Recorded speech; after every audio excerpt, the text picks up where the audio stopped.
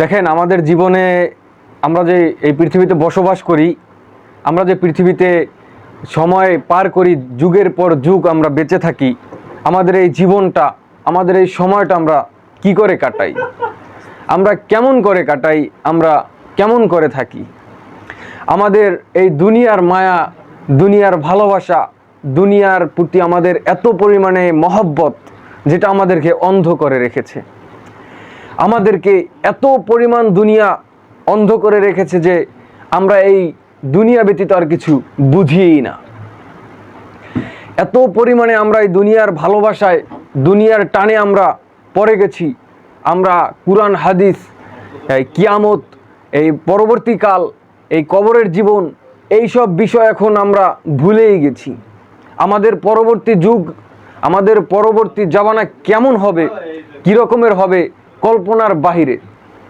এখনকার জমানা যে অবস্থা, ইসলাম কিছুটা আছে, ইসলামের কিছুটা আশ মানুষের মাঝে দেখা যায়, কিন্তু পরবর্তী যুগে যে কেমন একটা জেনারেশন আসবে, কেমন একটা জেনারেশন আসতেছে, কেমন একটা জেনারেশন ভবিষ্যতে তৈরি হচ্ছে, সেটা আমরা কল্পনাও করতে পারছি না। আপনি দেখবেন এই যে যুগের, এই যে সময়ের যুবক ভাইরা, এই যে সময়ের আমাদের বোনরা কি পরিমাণ নষ্টামির ভিতরে তাদের সময়টা কাটাচ্ছে। এই পাপের ফলগুলো, এই যে কি পরিমাণ যে পাপগুলো করছে, এই ফলগুলো কি তার সন্তানের উপর পড়বে না? এই পাপের ফল, এই পাপের ইফেক্ট তার সন্তানের উপর যাবে না? মনীষীদের বাণী আছে যে যদি কোনো আলেম, যুগ শ্রেষ্ঠ আলেম তৈরি হতে পারে, তার বংশ থেকে পরবর্তী 100 জন সেই আলেমের রেশ টানতে টানতে থাকে, সেই আলেমের ধারাবাহিকতা থাকে। আর যদি একটা মানুষ পাপাচারে লিপ্ত হয়, জঘন্য একটা মানুষ হয়, তাহলে তার রেশ তার 4 পুরুষ পর্যন্ত ছড়ায়। কিন্তু এখন যে সময়টা চলছে, সেই সময়ে আমাদের এই যে যুগ, এই যে কনসার্টের যুগ, এই যে নষ্টামির যুগ, ওয়েস্টার্ন যুগ, এই যুগের সাথে তাল মিলাতে গিয়ে স্কুল কলেজের আমার ভাইরা কি করছে, কিভাবে তাদের জীবনটা কাটাচ্ছে। প্রতিটা মুহূর্ত দেখা যাচ্ছে এই নাচ গান মাদক এগুলো নিয়ে, এই হারাম সম্পর্ক নিয়ে, নাচ গান মাদক নিয়েই তাদের সব কিছু চলছে। পড়ালেখা যা আছে, ইসলামিক নিয়ম বা ইসলামিক সিস্টেমের কোনো পড়ালেখা তো নাই, কিন্তু যা আছে তাও তারা করছে না। তারা কি করছে? প্রতিটা সময় তারা এই দুনিয়ার মুখে, দুনিয়ার পিছনে ছুটতে ছুটতে শেষ করছে। দুনিয়াটা এমন একটা পরিস্থিতিতে তৈরি হয়েছে যেন এই দুনিয়া ব্যতীত আর কিছুই তার নাই, এই দুনিয়া ব্যতীত কিছু তাকে শিক্ষা দেওয়া হয় নাই। আমি ওই দিন দেখলাম একজন লোক, যে তাকে জিজ্ঞেস করা হয়েছে শেষ নবী কে, তার নাম কি, মুসলমানের সন্তান, মুসলমানের কন্যা, সে নাম বলতে পারছে না। সে নাম বলতে পারছে না যে শেষ নবী কে। বয়সটা 20+ হবে। আপনি জানলে অবাক হবেন যে আমার কাছে পর্যন্ত এরকমের মেসেজ আসে যে এখন আমি তো পাপে লিপ্ত হয়ে গেছি, কি করা যায়। আমি আমার একটা বন্ধুকে দেখালাম যে দেখো কি মেসেজ দিয়েছে। তো আমি বললাম যে আচ্ছা কী রকমের পাপ করেন? বলছে বিভিন্ন পরিমাণ। আমি বলছি ভাই, পাপ করার জন্য তো সর্বপ্রথম, পাপ ছেড়ে দেওয়ার জন্য সর্বপ্রথম আপনাকে কি করতে হবে? নামাজ পড়তে হবে। ওয়াল্লাহি বলছি, সে আমাকে বলছে তার বয়স 18 হয়ে গেছে বা 19 হয়ে গেছে, সে নামাজ পড়তে পারে না। সে এক ওয়াক্ত নামাজ পড়তে পারে না, 1 রাকাত নামাজ কী রকমের পড়তে হয় সেটা জানে না। সে একটা সূরা পর্যন্ত মুখস্থ করে না। আমি বললাম আপনার ফ্যামিলির কি অবস্থা? সে বলল আমার ফ্যামিলির কেউ নামাজ পড়ে না, আমি কিভাবে শিখবো? আমি পুরো ওই সময় পাগলের মতন হয়ে গেছি যে 18 বছর হয়ে গেছে একটা সন্তান, সে নামাজ পড়ার নিয়মটা জানে না। নামাজ পড়ে না এটা একটা অন্য বিষয়, কিন্তু নামাজ পড়ার নিয়মটা জানে না, এটা কেমন বিষয় হতে পারে ভাই? আমি ওই দিন থেকে ভাবছি যে আসলে আমাদের এই উম্মাহ, আমাদের এই জাতি কতটা নিচে নেমে গেছে। অথচ সে বলছে যে ভাই আমার বিবাহ করা দরকার, আমি বিভিন্ন গুনাহ করছি। আমি ভাই আপনি বিবাহ করবেন কি? আপনি তো নামাজই পড়তে পারছেন না, আপনি কুরআন তেলাওয়াত করতে পারছেন না, আপনি একটা সূরা মুখস্থ করতে পারেন নাই, আপনি কিসের বিবাহ করবেন? আপনার বিবাহ করার শখ আসে কোথা থেকে? আপনার এই বিবাহ করার কথাটা মাথায় আসে কি করে? আপনি সূরা ফাতিহা যেখানে পারেন না, 1 রাকাত নামাজ কী রকমের পড়তে হয় সেটা আপনি পারেন না, তাহলে আপনি কী রকমের আছেন? আপনি এবার বিবাহ করতে চান, আপনার বাবা বিবাহ দেয় না, মা বিবাহ দেয় না, সেটা আপনি আমার কাছে বলেন। আমি আমার বন্ধুটাকে দেখালাম, ও বলল ভাই এমনও মানুষ আছে দুনিয়ায় যারা জীবনে এই কুরআন হাদিস ছুঁয়েও দেখে না। আমি তো বলি এটাই আমার মনে হয় যে এই ছেলেটাই এরকমের একটা। কিন্তু আমি এটা বলছি এই কারণে যে এই জমানার মুসলমান কতটা দুনিয়ার পিছনে ছুটছে, দুনিয়ার পিছনে এরকমের ছুটছে যে এটা একটা লাঠি, এই লাঠিটাকে আমি যেভাবে লড়াবো, যেভাবে রাখবো সেভাবে থাকবে, কিন্তু এই লাঠিটাকে যদি আমি ছেড়ে দিই সে পড়ে যাবে। এই লাঠির মতন আমরা হয়ে গেছি, এই লাঠির মতন আমরা এখন এই দুনিয়ায় বিচরণ করছি। এই লাঠি হয়ে গেছি আমরা, আর এই শক্তিগুলো আমরা রেখে দিয়েছি, এপাশে ঠেলা দিয়েছি, যেখানে রাখার ইচ্ছে এটা হলো দুনিয়া। এই দুনিয়া আমাদের এই লাঠিটার মতন করে দিয়েছে, জড় বস্তুর মতন করে দিয়েছে। এই জড় বস্তুটা যেমন, এই লাঠিটা যেমন কিচ্ছু শক্তি নাই, কোনো নিষেধ করার, কোনো প্রতিবাদ করার, কোনো নিজের এই যে কলবে একটা খারাপ চিন্তা আসলে আমাদের যেমন কোনো প্রতিবাদ করার মতন সে আমরা সামর্থ্য পাই না, আমরা সেটার প্রতিবাদ করতে পারি না। এই লাঠিটা যেমন যেখানে রাখবে ওখানে থেকে যাবে, আমরাও তেমন হয়ে গেছি। দুনিয়া আমাদের যেথায় নিয়ে যায়, এই ইন্টারনেট আমাদের যা দেয় আমরা তাই গিলছি, এই মিডিয়া জগৎ আমাদের যা দেয় আমরা তাই গিলছি। একটা কথা মনে রাখবেন ভাই, বিশ্বাস করেন এই দুনিয়া একদিন আপনাকে ছুঁড়ে ফেলে দিবে, এই দুনিয়া আপনাকে একদিন ছুঁড়ে ফেলে দিবেই দিবে। আপনি হয়তো আজকে বেঁচে আছেন, কালকে থাকবেন, কিন্তু একদিন আপনার পূর্বপুরুষদের মতন আপনাকেও ছুঁড়ে ফেলে দেবে। আপনি যত সম্পদের অধিকারী হন, আপনি যত টাকা পয়সার অধিকারী হন, এই দুনিয়া আপনাকে ছুঁড়ে ফেলে দিবেই দিবে। কিন্তু আপনার বাস্তবতা হলো, আপনার উচিত হলো দুনিয়া আপনাকে ছুঁড়ে ফেলে দেওয়ার আগে আপনাকে এই দুনিয়াকে ছুঁড়ে ফেলে দিতে হবে। আপনাকে এই দুনিয়াকে ছুঁড়ে ফেলে দিতে হবে। দুনিয়াকে আপনার কিচ্ছু মনে করা যাবে না। আপনার আল্লাহর রাসূলের ভালোবাসাকে, এই ইসলামকে প্রাধান্য দিতে হবে, তাহলে আপনি এই দুনিয়ায় সফল হতে পারবেন। আপনি রাসূলুল্লাহ সাল্লাল্লাহু আলাইহি ওয়াসাল্লামের ওই হাদিসটি শুনেননি, যেখানে রাসূলুল্লাহ সাল্লাল্লাহু আলাইহি ওয়াসাল্লাম বলেছেন আদ-দুনিয়া সিজনুল মুমিন ওয়া জান্নাতুল কাফির, অর্থাৎ দুনিয়া মুমিনদের জন্য জেলখানা আর কাফিরদের জন্য জান্নাত। অর্থাৎ এটা বোঝানো হয়েছে যে আপনাকে বিভিন্ন কষ্ট ক্লেশ, আপনাকে বিভিন্ন পরিশ্রম করে এই দুনিয়াটা পার করতে হবে, এটাই হলো আপনার মুমিনের পরিচয়। আর আপনি যারা কাফের, যারা কুফরি করে, যারা বেঈমান, মুশরিক, মুনাফিক, তারা এই দুনিয়ায় শান্তিতে বিচরণ করবে, তারা এই দুনিয়ায় বিভিন্নভাবে সুখ স্বাচ্ছন্দ্য উপভোগ করবে। তারা দুনিয়াকে জান্নাত ভেবে নিয়েছে, তারা দুনিয়াকে জান্নাত করে নিয়েছে। আপনি দুনিয়াকে জান্নাত করে নেন, সমস্যা নাই, কিন্তু দুনিয়া একদিন আপনাকে ছুঁড়ে ফেলে দিবে, যেমন আপনার পূর্বপুরুষদেরকে ছুঁড়ে ফেলে দিয়েছে। আর আপনি যদি দুনিয়াকে জেলখানা বানাতে পারেন, তখন আপনি আখিরাতকে জান্নাত হিসাবে পাবেন, জান্নাতের শান্তি অনুভব করতে পারবেন। তখন আপনাকে দুনিয়া ছুঁড়ে ফেলে দিতে হবে। তো সময় থাকতে দুনিয়াকে ছুঁড়ে ফেলে দিতেই হবে। আপনি কি হজরত আইয়ুব আলাইহিস সালাতু ওয়াস সালামের কথা জানেন না? হজরত নূহ আলাইহিস সালাতু ওয়াস সালামের কথা জানেন না? হজরত মুসা আলাইহিস সালাতু ওয়াস সালামের কথা জানেন না? আপনি কি ভুলে গেছেন এই যে দিন প্রতিষ্ঠা করার জন্য মুহাম্মদ সাল্লাল্লাহু আলাইহি ওয়াসাল্লাম কত কষ্ট করে গেছেন আমাদের জন্য? আপনি কি তাদের ইতিহাস পড়েন না? আপনি তাদের সিরাত পড়েন, আপনি তাদের ইতিহাস জানেন, আপনি হাদিসগুলোকে বোঝেন, তাহলে দেখবেন এই পৃথিবীতে দিন প্রতিষ্ঠা করতে কত কষ্ট করতে হয়েছে। আফসোস, আমার পূর্বপুরুষরা কত কষ্ট করে এই দুনিয়ার মুখে, এই দুনিয়ার এত বাতেল শক্তির ভিতরে এই ইসলামকে প্রতিষ্ঠিত করে গিয়েছিল। আর আমরা সেখানে কি করছি? এই দুনিয়ার কনসার্টের ভিতরে, দুনিয়ার নষ্টামির ভিতরে, দুনিয়ার নর্তকীর ভিতরে, এই দুনিয়ার এই অসৎ চরিত্রের এই মানুষগুলোর পক্ষে গিয়ে, তাদের সাথে গিয়ে সঙ্গ দিয়ে নিজেদের ইমানকে, নিজেদের বংশের পরম্পরাকে ধ্বংস করছি। আপনি একেবারে ভুলে গেছেন কি যে এই দুনিয়ায় আপনার কি করার কথা ছিল? এটা সেই দুনিয়া না যেটা কাফেররা উপভোগ করছে, কিন্তু এটা মুসলমানের জন্য এমন একটা দুনিয়া যেখানে আপনাকে কষ্ট করতে হবে, যেখানে আপনাকে এই দুনিয়ায় কিছু করে যেতে হবে। আপনি যদি সেটা করে যেতে পারেন তাহলেই আপনার এই দুনিয়ায় সার্থকতা আসবে। আপনি দুনিয়াকে গ্রহণ করবেন তো আপনি জান্নাতকে, আখিরাতকে হারাবেন। রাসূলুল্লাহ সাল্লাল্লাহু আলাইহি সাল্লাম স্পষ্ট বলেছেন যে দুনিয়াকে যতটুকু ভালোবাসবে সে আখিরাতকে ততটুকু ক্ষতিগ্রস্ত করবে, আর যে আখিরাতকে যতটুকু ভালোবাসবে সে দুনিয়ায় ততটুকু ক্ষতিগ্রস্ত করবে বা দুনিয়াকে ততটুকু ছুঁড়ে ফেলে দিবে।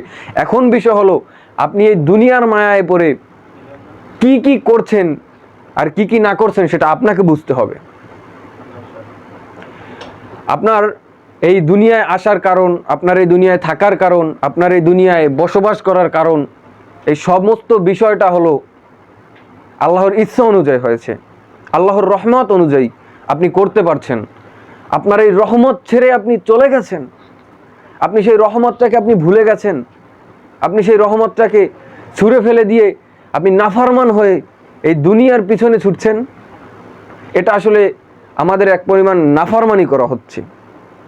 যার খাই, যার পরি, যার নিঃশ্বাস নেই, যার দেওয়া চোখ দিয়ে দেখি, যার দেয়া হাত দিয়ে এই পৃথিবীতে সমস্ত কাজকর্ম করি, যার দেয়া পা দিয়ে এই পৃথিবী বিচরণ করি, যার দেয়া মাথা দিয়ে মস্তিষ্ক দিয়ে ভাবনা চিন্তা করি, ভালোবাসার এই কথাটা বুকের ভিতরে লালন পালন করি, মুখ দিয়ে প্রকাশ করি, নাক দিয়ে নিঃশ্বাস নেই, তাকে ভুলে গেছি। কতটুকু আর লাগে, কত আর কষ্ট হয় এই আল্লাহর একটু ইবাদত করতে, আমরা ততটুকু করি না। আমরা এই দুনিয়ায় কি পরিমাণে যে চলে গেছি পথভ্রষ্টতার মধ্যে সেটা আপনি এখন বুঝবেন যখন আপনি ওই ইহুদি নাসারাদের এই সিস্টেমগুলো সম্পর্কে জানবেন। ইহুদি নাসারারা কি পরিমাণ এজেন্ডা এই পৃথিবীতে বাস্তবায়ন করতে যাচ্ছে, কি পরিমাণ এজেন্ডা এই পৃথিবীতে নিয়ে এসেছে দাজ্জালকে নিয়ে আসার জন্য, দাজ্জালের এই পথটাকে সুগম করার জন্য, আপনি কল্পনা করতে পারবেন না। আর আপনি সেই পথে পড়ে, আপনি সেই পথে গিয়ে, আপনি সেই পথে দাঁড়িয়ে এই পৃথিবীকে আপনি প্রাধান্য দিয়ে আল্লাহ রাসূলের সাথে বেঈমানি করছেন, আল্লাহ রাসূলের সাথে নাফরমানি করছেন। এখন পর্দা নাই বললে চলে, নামাজ রোজা নাই বললে চলে, কোনো ইসলামিক নিয়ম নাই চললে বলে, সমস্ত জায়গায় ব্যভিচারী, জেনা, নষ্টামি এগুলো চলছে। প্রতিটা শহর এখন হয়ে গেছে নষ্টামির আখড়াখানা। সেখানে প্রতিনিয়ত অশ্লীলতা চলছে, পোশাকের কোনো সিস্টেম নাই, পোশাকের কোনো সৌন্দর্য নাই। আপনি পোশাক পরবেন, আপনি বেপর্দা করেন, সেটা আপনার ইচ্ছা, কিন্তু সেটার ভিতরে তো আপনার একটা সৌন্দর্য আছে, আপনার একটা রুচি তো থাকার কথা, যে আপনি যে পোশাকটা পরছেন সেটার ভিতরে কোনো রুচি আছে কিনা। আপনি কি করছেন, আপনি ছেলেদের মতন একটা শার্ট পরে, ছেলেদের মতন একটা প্যান্ট পরে আপনি ঘুরছেন। আপনাকে কি ছেলেদের মতন বানানো হয়েছে? আপনার কি ছেলে সাজতে ভালো লাগে? তাহলে আপনি ছেলে হয়ে যান। কিন্তু আপনি এই মেয়ে হয়ে ছেলেদের মতন পোশাক পরে ঘুরবেন, এটা আপনার কোন রুচি, কেমন রুচি, কোন নিকৃষ্ট রুচি? তারপর সেটা তো একটা আছেই, ইসলামটা কত ছোট তুমি করে ফেলেছো। ইসলামটা এত ছোট করে ফেলেছো যে আজকে শোনা যাচ্ছে যে এই একজন মুসলিম মেয়ে একজন হিন্দু একটা ছেলের সাথে সে রিলেশন করছে, নাউজুবিল্লাহ। একটা হিন্দু ছেলের সাথে সে রিলেশন করছে, যেখানে মুসলমানের সাথে মুসলমানের পর্দা লঙ্ঘন হয় কথা বললে, সেখানেই বিশাল বড় পাপ। সেখানে একজন বিধর্মীর সাথে, যেখানে একজন বিধর্মীর সাথে সে প্রেম তো করছে, সেখানে সে নিজের দেহ বিলিয়ে দিচ্ছে। কত বড় বেলাহাজ, কত বড় খারাপ, কত বড় নাফরমান এই পরিবারটা। একটা মেয়ে কিভাবে পারে একটা হিন্দু ছেলের সাথে সম্পর্কে লিপ্ত হতে, একটা হিন্দু ছেলের সাথে নিজের দেহ বিলিয়ে দিতে? ওর মস্তিষ্কের ভিতরে কি পরিমাণ প্রয়োজন আছে, ওই মেয়েটার মস্তিষ্কের ভিতরে কি পরিমাণ প্রয়োজন আছে, যে প্রয়োজন থাকলে একটা মেয়ে হয়, মুসলমান মেয়ে হয়, হিজাব পরে, নিকাব পরে, মাদ্রাসায় পড়ালেখা করে, পুরো বোকরা পরে একটা হিন্দু ছেলের সাথে ডেটিংয়ে যায়। আপনারা তো এখন আবার স্মার্ট পৃথিবী গড়ে তুলেছেন। আপনারা মদকে দিয়েছেন ড্রিঙ্ক নাম, আপনারা এই মদকে ড্রিঙ্ক নাম দেওয়ার পাশাপাশি আবার ঘুষকে দিয়েছেন মুনাফা, ঘুষকে মুনাফা দেওয়ার পাশাপাশি আপনারা আবার এই জেনাকে দিয়েছেন ডেটিং বা ডেট। এভাবে আপনারা এই সুদকে যেভাবে মানুষের কাছে মুনাফা হিসেবে প্রেজেন্ট করছেন, সেভাবে জেনাকে ডেটিং হিসেবে এই নাটক, সিনেমা হলগুলো আবার এগুলোর প্রমোট করে আসছে। এগুলো সব কিছু ইসলামের এই ইমান ধ্বংসকারী। মূল বিষয় হলো এই দুনিয়ার মায়া পড়া, এটা হলো একটা ইমান ধ্বংসকারী বিষয়। আপনি দুনিয়ার মায়া যত পড়বেন আপনার ইমান তত দুর্বল হবে, আপনি জিহাদের পথ ভুলে যাবেন, ওই কুতিবা আলাইকুমুল কিতালু হুয়া কুরহুল লাকুম, যে আল্লাহ রাব্বুল আলামিন বলেছেন তোমাদের উপর জিহাদকে ফরজ করা হয়েছে অথচ তোমাদের নিকট তা অপছন্দ। এই অপছন্দ এখন এই কারণেই হচ্ছে, জিহাদ আমাদের উপর ফরজ করা হয়েছে আর জিহাদের নামই জানে না। জিহাদ অর্থ কি সেটাই অনেকে জানে না, জিহাদ কাদের বিরুদ্ধে করতে হয় সেটাই অনেকে জানে না। অনেকে মুসলমানদের বিরুদ্ধে মুসলমানরা জিহাদ করে, এক মুসলমান ভাইয়ের বিরুদ্ধে আর এক মুসলমান জিহাদে নেমে যায়। আর কি করছে, আর ওই পাশে ওই যে কাফেররা আছে, মুনাফিকরা আছে, ইহুদিরা আছে, খ্রিস্টানরা আছে, তাদের কি করছে, তাদের পা চাটছে, তাদের কাছ থেকে ডলার ইনকাম করার আশায় ঘুরে বেড়াচ্ছে, তাদের কাছে তেল বিক্রি করছে, তাদের কাছে স্বর্ণ বিক্রি করছে, তাদের কাছে দিয়ে টাকা কাগজের নোট আনছে আর পৃথিবীকে ধ্বংস করছে। দাজ্জালি শাসনামল নিজেরা টেনে নিয়ে আসছে। মনে রাখবেন, আপনি যত নাফরমানি করবেন, আপনি যত অশ্লীলতা প্রচার করবেন, আপনি যত এই পৃথিবীতে খারাপ কাজ করে যাবেন, তত তাড়াতাড়ি এই পৃথিবীতে দাজ্জাল আসবে, ইমাম মাহাদি আসবে, ঈসা ইবনে মারিয়াম আলাইহিস সালাতু ওয়াস সালাম আসবে, কিয়ামত হয়ে যাবে। আপনার এই পুরো সিস্টেমটা আপনি খুব তাড়াতাড়ি ডেকে আনবেন। এখন যে জামানায় আছেন, এই জামানায় ইমান টিকিয়ে রাখায় দায়, সেখানে আপনি আবার আপনার সন্তানকে এই দুনিয়াবি ইনকামের জন্য পাঠাচ্ছেন দূরে। আপনি একটা ছেলেকে পাঠাচ্ছেন সেটা মানা যায়, একটা মেয়েকে কিভাবে পাঠান? তার কোনো এখানে স্বাধীনতা আছে, আর স্বাধীনতা যদি থাকেও তার রক্ষা করার দায়িত্ব কার? একটা পুরুষ একটা মেয়েকে সে কি করবে, একটা অধীনস্থ থাকবে, একটা মেয়ে থাকবে একটা পুরুষের অধীনস্থ। আর আপনি সেখানে স্বাধীন করে দিয়ে আপনি সেখানে মানুষকে দেখানোর জন্য রাস্তায় ছেড়ে দিচ্ছেন, দূরে পাঠিয়ে দিচ্ছেন, শত শত মাইল দূরে আপনার মেয়েকে আপনি পড়ালেখা করতে পাঠাচ্ছেন, সেখানে নাফরমানি করছে। এই সমস্ত দায়ভার আপনার বুকে আসবে। আপনি যত চান আপনার মেয়েকে দিয়ে এই দুনিয়ার টাকা পয়সা, দুনিয়ার ভালো চাকরি করাবেন, দুনিয়ার মুখে পড়েছেন আপনি, দুনিয়ার মুখে পড়েই তো ওই টাকা পয়সা ইনকাম করবে, দুনিয়ায় ভালো চাকরি করবে, ভালোবাসায় বিবাহ দিবেন, আপনার সম্মান হবে। দুনিয়ার মায়া না এটা, এটা তো দুনিয়ার মায়া। দুনিয়ার মায়া পরে আপনি আপনার মেয়েকে এই কলেজে ভার্সিটিতে পড়তে পাঠাচ্ছেন শত শত মাইল দূরে, সেখানে একা থাকছে, কি নষ্টামি করছে, কি আল্লাহর ইবাদত করছে সেটা আপনি ভালো জানেন, আর আপনার সেই মেয়েই ভালো জানে। কি করছেন সেটা আপনার বিষয়, কিন্তু এই যে বেপরদাটা করছেন, এই দুনিয়ার পিছনে ছুটে নষ্টামিটা আপনার মেয়ে করছে, এটার পাপ আপনার ভাগে যাবে, অবশ্যই যাবে, অবশ্যই যাবে, অবশ্যই যাবে। তো বিষয় হলো, এই সব বিষয় আপনি কতটা নিচু হয়ে গেছেন দুনিয়ার এই লোভে পড়ে, সেটা আপনার বোঝার বিষয়, সেটা আপনার জানার বিষয়। তো এগুলো থেকে আল্লাহ আমাদেরকে হেফাজত করুক। আমাদের দুনিয়ার মায়া ছেড়ে, এই দুনিয়ার ভালোবাসা ছেড়ে আল্লাহর রাসূলের ভালোবাসা, আল্লাহর দিন প্রতিষ্ঠার জন্য, আল্লাহর এই কুরআনের আইন বাস্তবায়ন করার জন্য আমাদেরকে আল্লাহ কবুল করে নিক, এটাই আমাদের চাওয়া।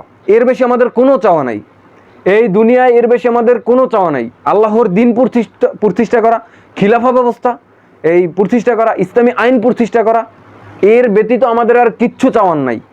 আল্লাহি এর ব্যতীত আমাদের আর কিচ্ছু চাওয়ার নাই। আমরা চাই সুন্দরভাবে বাঁচতে, আমরা চাই সুন্দরভাবে আল্লাহর কাছে নিজের ইমানটাকে নিয়ে মৃত্যুবরণ করতে। তো এই তৌফিকটুকু আল্লাহ দেখ, এই দুনিয়ার মায়া ত্যাগ করে আল্লাহ আমাদেরকে জান্নাতের জন্য কবুল করুক, ইসলামের জন্য কবুল করুক। আমিন।